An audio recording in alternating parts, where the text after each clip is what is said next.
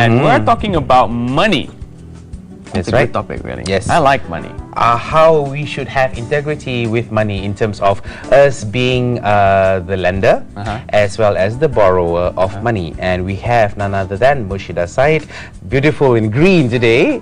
Green with envy or green with money? I like the color, yes.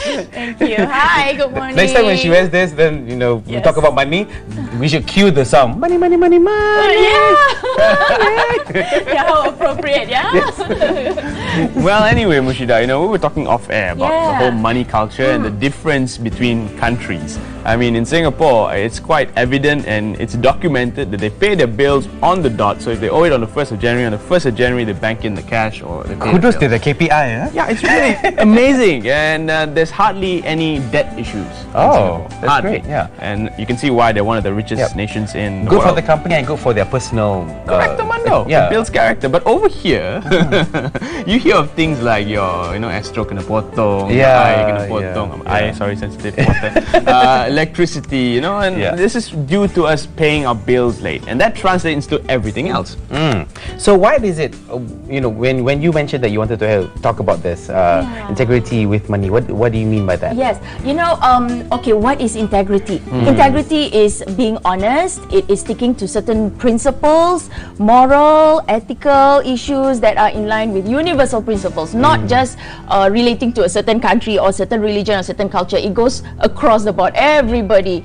When we talk about integrity or when we talk about honesty, right?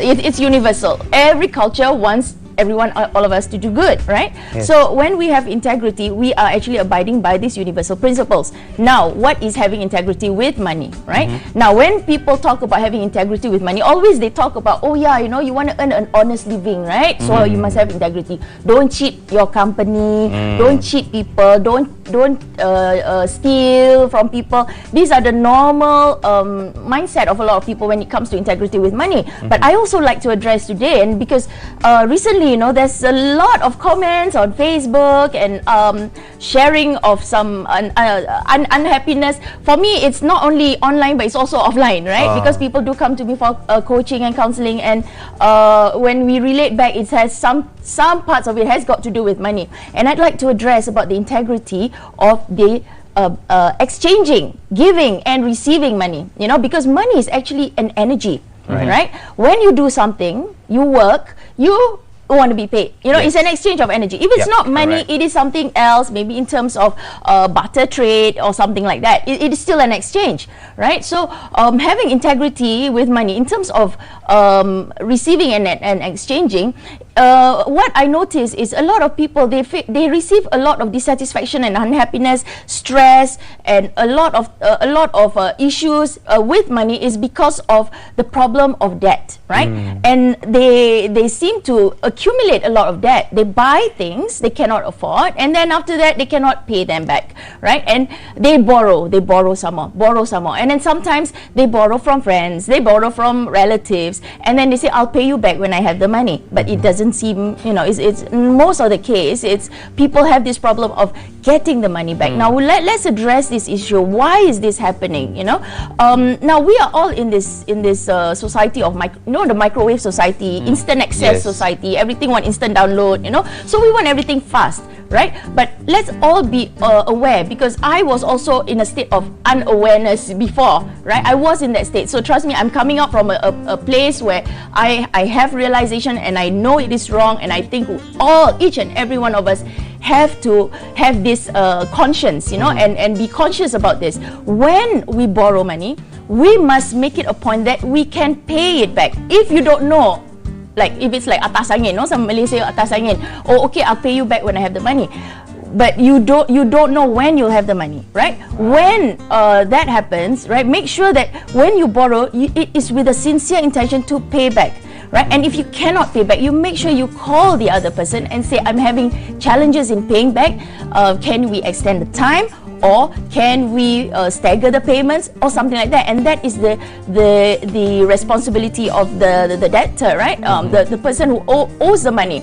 Now, it puts also the person who loans the money or the product, right, in a very difficult position, because sometimes they lend the money expecting it to be back, because okay, I'll pay it back at a certain time, but they never seem to receive it. So they'll have to make the effort of calling and asking back, and it actually drains that energy from the creditor to ask back the product or the money that is due to them. And what I also notice, and this is not just myself, I also receive a lot of feedback on this, is that people do work maybe in terms of for another company, or they use stuff, or they buy products and then they never pay, right?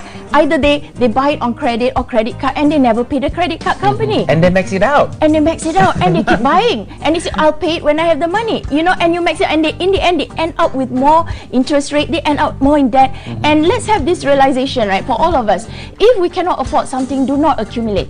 Right? Do not be a society where we are just focused on materialism. You know, of course, all of us, we want to look good, we want to impress people. But when if we do not have the money, the intention is basically just egoistic. It is not something that you cannot afford it, but you just get it for what purpose? You're just keeping up with the Joneses. Exactly, keeping up with the Joneses. And then if somebody works for you, you know, even in Islam, our Prophet says that the person who works for you, before the sweat on the person dries, you have to pay them. You know, it is that important, and that what keeps an economy going. But when you withhold payment, there is that blockage of energy.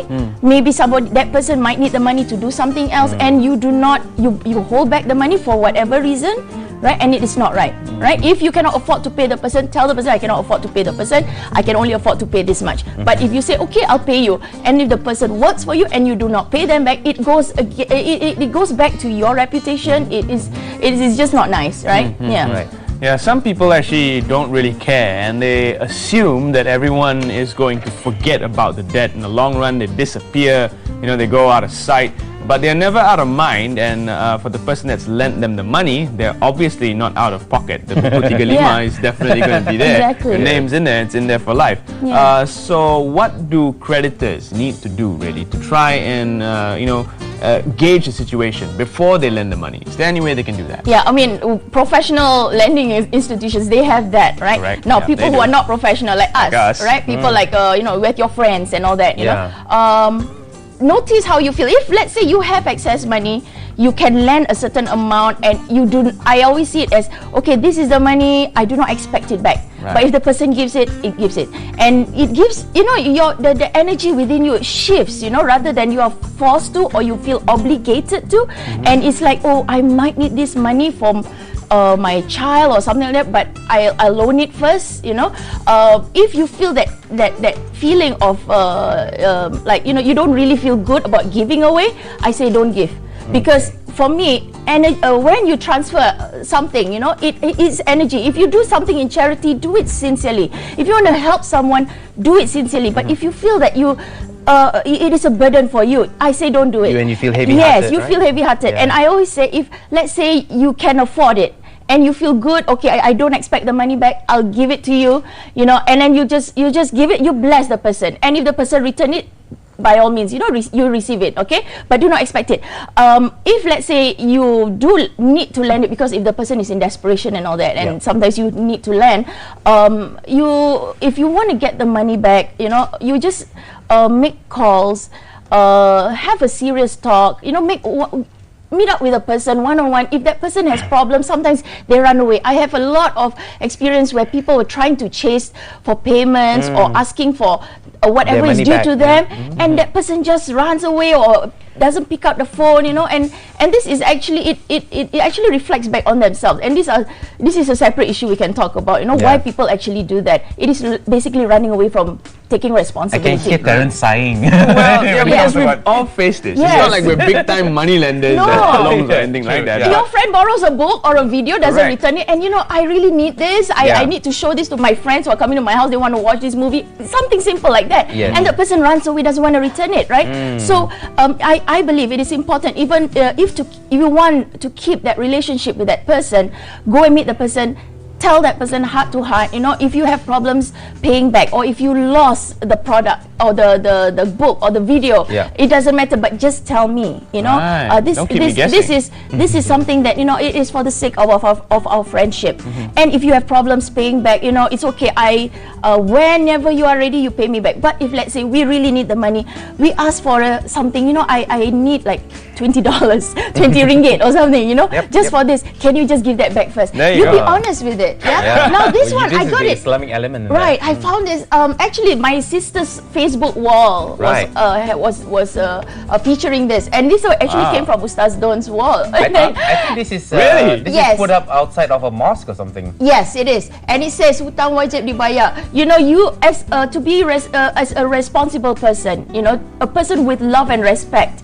When you borrow something, you return it. It is taking responsibility, and when you don't take responsibility, this is an indication. If people are calling you and you're not, you do not take responsibility and return the call, or tell the person what is the truth, you are running away from responsibility, and it reflects in all areas of your life. Right. You can see it creates an imbalance. You may think like, what has my money has got to do with my family or my relationships and all that?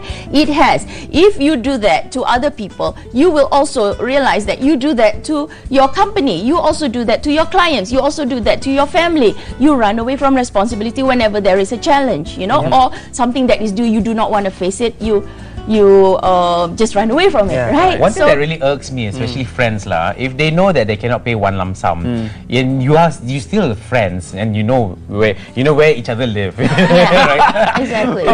You can never run away, right? Yeah. Yeah, Especially plus friends. there's Facebook today. I mean, Just we pay. know if you bought a new dress, Yeah. or if you bought a new shirt, you or flount you it. have puppies to take care of. And so you go like, oh, that's where my money went. Exactly. But and the same thing. since you're friends, right? Why not pay in installment? Exactly. Just pay little yeah. by little. At least you've At made least. it. You're showing, you're showing that you make an effort, right? And that's one way to keep the relationship also, by being honest. And we understand that, sometimes you get angry. Oh, how can you lose my stuff when I lend it to you, in full trust? Sometimes you do get angry. But when a person is honest and is truly sorry, as normal human beings, you tend to forgive. You get angry for a while, but after that, you say, okay lah, I'll let it pass. Or man, when you have the money, you buy me a new one, or something like that, And the worst is if you represent an organization.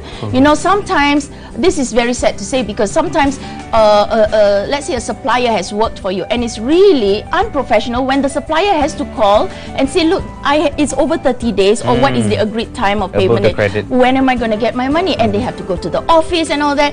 And people will try to push the number around and say, the accounts is not here. They push responsibility, and they do not address it. So this is something that applies to even organizations. And watch it, because how you are is how you are in every other aspects of your life. I always say this to my students: how you do anything is how you do everything. If you can borrow books from your friends and not return it, watch yourself in your company as well.